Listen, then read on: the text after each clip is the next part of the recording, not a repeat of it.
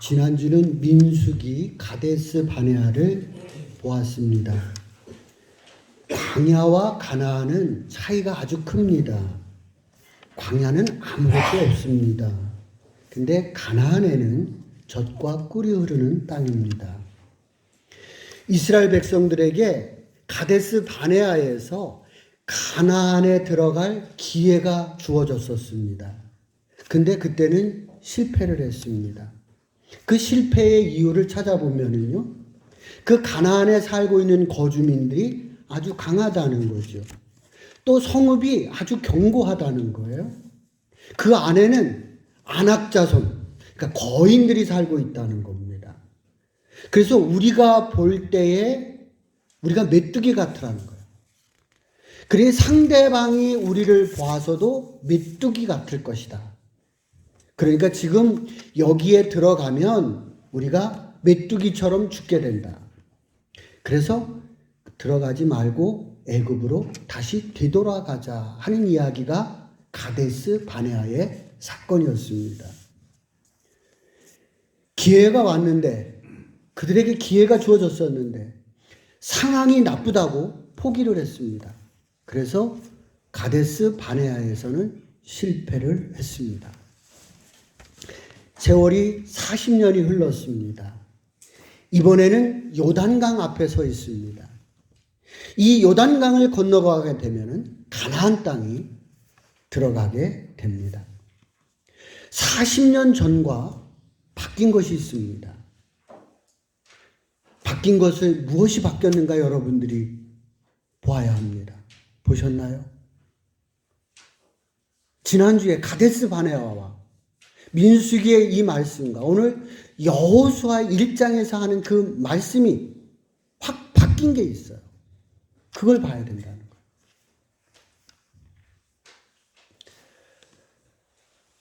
가나안 거주민이 약해졌는가? 그 안에 강하다 그랬는데 그 사람들이 약해졌는가? 아닙니다. 성벽이 견고하다고 그랬는데 성벽이 허물어졌느냐? 이도 아닙니다. 자신들이 메뚜기 같다고 그랬어요. 그 40년을 거쳐서 지금 왔어요. 그럼 더 강해졌느냐? 더 키가 컸느냐? 이 사람들 광야 40년 동안 먹은 것이 뭘 먹었느냐 하면 만나와 메추라기밖에 안 먹었어요. 얼마나 더 작아졌겠어요? 훨씬 작아졌을 겁니다. 훨씬 체력이 떨어졌을 거예요. 즉 말해서 40년보다 나아진 게 하나도 없네. 그런데 달라진 게 있다는 거예요. 뭐가 달라졌습니까? 바뀐 게 있습니다. 뭔가 바뀌었어요. 보셨나요? 예. 백성들의 마음이 달라졌어요. 아멘? 이게 눈에 들어와야 되는 거예요. 그들의 마음이 바뀐 것을 봐야 됩니다. 광야의 생활을 청산하고 젖과 꿀이 흐른 가나안 땅에 들어가기 위해서 첫 번째는 마음이 달라져야 한다는 거예요. 좋은 것을 공짜로 얻을 수 없습니다. 귀한 것이 어떻게 공짜로 얻어지겠어요? 우리는 가끔 상황을 이야기합니다. 지금 상황이 좋지 않은데. 상황보다 더 중요한 게 상태입니다. 지금 이스라엘 백성들의 마음이 강해졌습니다. 가나안에 들어가는 의지가 강해졌습니다. 담대해졌습니다. 목표가 분명해졌습니다. 전에는 그들의 마음이 메뚜기 같았는데 지금은 차돌배기처럼 그들의 마음이 단단해졌습니다. 상황이 좋아도 상태가 나쁘면 실패합니다. 그러나 상황이 나빠도 상태가 좋으면 성공합니다. 아멘? 여러분의 마음의 상태가 중요한 거예요. 상황이 좋아지기를 기다리는 것이 아니라 내 마음의 상태를 강하고 담대하게 먹으시는 제자들이 되시기를 주의 이름으로 축원을 드립니다. 우리는 상황과 형편과 처지가 좋아질 때까지를 기다립니다. 사실 그런데 그런 날은 잘 안 온다는 거예요. 여러분의 형편이 좋아지고 여러분의 처지가 좋아지고 여러분의 상황이 좋아지는 날들이 그렇게 잘 오지 않는다는 거죠. 도리어 상황은 나쁘지만 여러분이 믿음을 가지고 도전해가는 청년의 정신을 갖는 제자들이 되시기를 주의 이름으로 축원을 드립니다. 이제 여러분들의 2020년 계획이 궁금합니다. 여러분들은 어떤 계획을 가지고 계시는가요? 광야에서 가나안으로 들어가려면 마음이 중요하다고 했습니다. 오늘 23절에 있는 말씀, 심령이 새롭게 됨으로 새 사람을 입으라고 했습니다. 2020년 여러분이 새로운 한 해를 만들기를 원하고 2020년이 여러분의 인생에 어떤 변화가 되기를 원한다면 먼저는 여러분의 마음이 중요한 겁니다. 여러분의 마음을 강하고 담대하게 먹으시기를 주의 이름으로 부탁을 드립니다. 그러면 이스라엘 사람들이 광야에서 가나안으로 들어가기 위해서 마음을 먹고 바꾼 것이 있습니다. 마음을 강하게 먹고 바꾼 것이 있어요. 무엇입니까?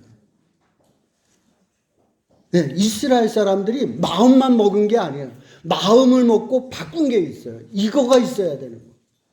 2020년 여러분들이 뭔가 새로운 인생이 되고 새로운 의미의 한 해가 되기를 원한다면 마음을 강하게 먹고 담대하게 먹고 반드시 이것을 이루겠다고 하는 목표가 있어야 되는 거죠.